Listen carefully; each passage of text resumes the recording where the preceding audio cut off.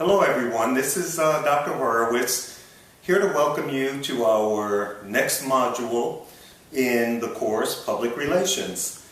Now, many of us have an idea that public relations is all about the products that we make. And for example, I'm holding a beautiful brochure from the New York City Ballet. Several of students that we have in our course now are members of that very illustrious group, as others have been from Fordham University.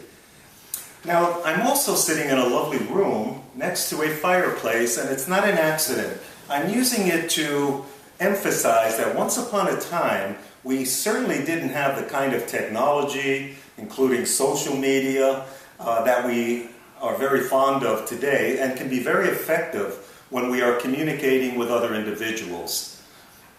There's a very famous president named Franklin Delano Roosevelt who used to utilize what became known as fireside chats, because at that time they had not even invented television.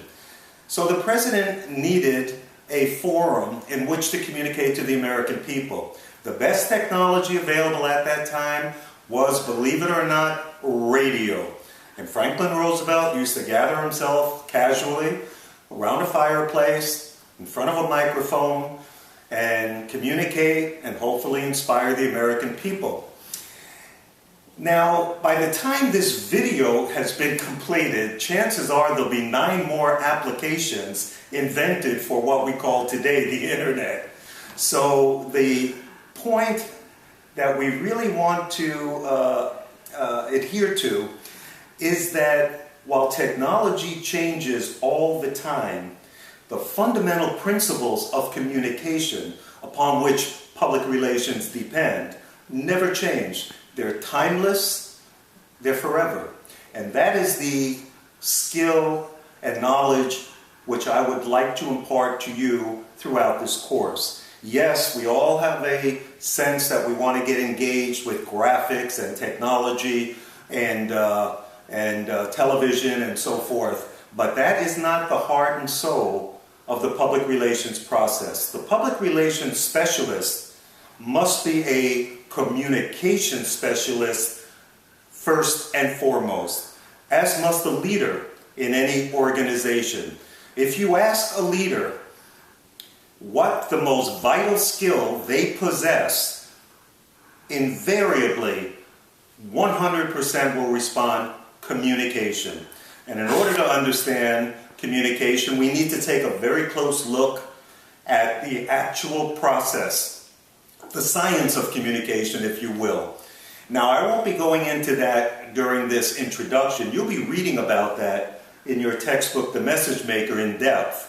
And you'll be exposed to the various steps that are in fact involved as any communication takes place. We, of course, want to focus and use that understanding in order to plan ahead of time messages and communications that will be effective and achieve the purpose for which we are creating them.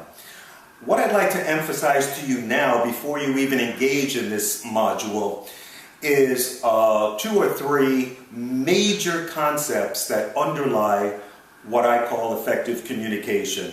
And these are principles that I've encountered and used and generally learned the hard way about how to ensure that you're actually being effective in your communication. And by that definition, I mean that you are in fact transmitting messages, creating and transmitting messages that are understood and, more importantly, interpreted by the receiver as you, the sender, intended. So that's our working definition. So what are some of these powerful points or concepts we want to keep in mind as we begin the process of understanding and using the communication process to plan and deliver effective messages? Well, one is, and it may surprise you, communication isn't necessarily a, quote, two-way process. It's nice if that were the case. But when you decide you want to communicate to another person or group, it is you who have the ultimate responsibility for ensuring that your message is packaged or created to fit that particular audience to whom you are communicating. Now, that may sound easier said than done, but it's quite difficult. And the number one point you must remember in your planning is to analyze that audience. That individual, that group is the product of a very complicated process, mostly based on their cultural programming, the values that they have, their perception of you, the sender, their predisposition to the issue you may be addressing. There are multiple factors involved in how that individual will hear, if you will, your message. The second key point I want to make, and I believe it vital, is that once a message has been sent, it can never be taken back. You know the expression, people forgive, but they never forget. They don't forget because you can't. Once you've communicated the message, once you've dropped that letter in a mailbox once upon a time, today you would send an email or text somebody. Once you press that button and that message is gone, you can never retrieve it.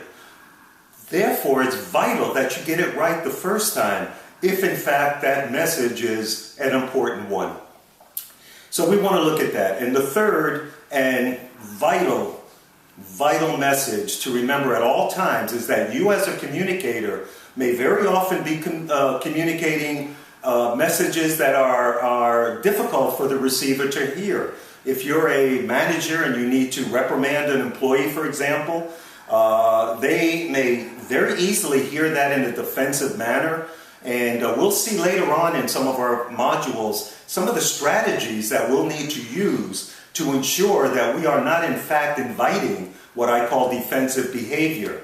And in order to ensure that we're doing that, we keep this last and most vital concept in mind, that regardless of your communication, be it good, bad, indifferent, you must, at the end of that communication, have maintained a positive relationship. There are a lot of ways to say things, but if you use that guideline, first and foremost, that it isn't enough to simply tell it like you think you ought to tell it, but to have the receiver in mind and how they are likely to hear it.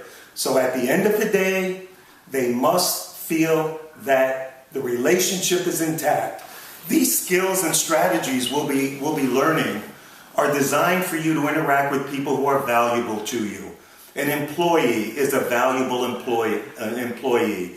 You want to keep that relationship rather than have it damaged. And so with that, I invite you to get up close and personal with a lot of the scientific aspects of the communication process and how you'll be able to harness that knowledge to use effectively in creating and delivering effective communication messages.